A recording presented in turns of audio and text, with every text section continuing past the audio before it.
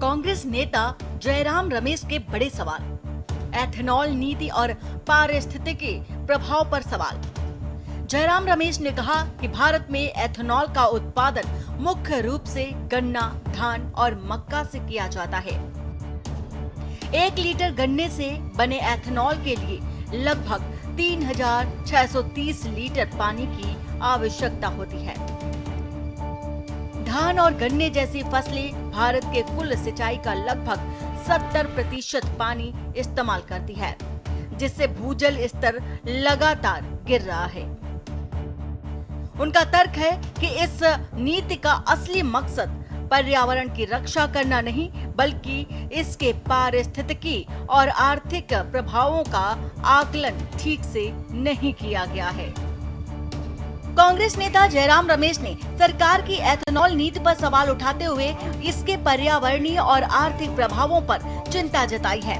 उनका कहना है कि भारत में एथेनॉल का उत्पादन मुख्य रूप से गन्ना, धान और मक्का जैसी फसलों से किया जाता है। रमेश के मुताबिक गन्ने से 1 लीटर एथेनॉल तैयार करने में करीब 3630 लीटर पानी की जरूरत पड़ती है। जयराम रमेश ने दावा किया कि धान और गन्ने जैसी फसलें देश की सिंचाई जल का करीब 70% इस्तेमाल करती है, जिससे कई इलाकों में भूजल स्तर पर दबाव बढ़ रहा है।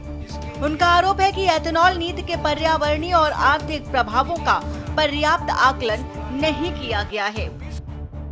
कांग्रेस नेता जयराम रमेश के बड़े सवाल, वाहनों और आम जनता पर असर। रमेश ने आरोप लगाया कि E20 ईंधन लागू होने के बाद से वाहनों के माइलेज में कमी आई है और इंजन पर बुरा असर भी पड़ रहा है। पुराने वाहनों के रबर पुर्जे, सील और फ्यूल टैंक जल्दी खराब होने की शिकायतें।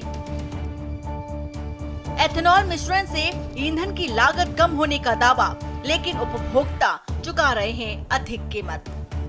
रमेश ने E20 ईंधन को लेकर भी सरकार पर निशाना साधा है। उनका दावा है कि E20 लागू होने के बाद वाहनों के माइलेज में कमी और इंजन से जुड़ी समस्याओं की शिकायतें सामने आई हैं। उन्होंने पुराने वाहनों के रबर पार्ट्स, सील और फ्यूल टैंक पर भी असर पड़ने की बात कही।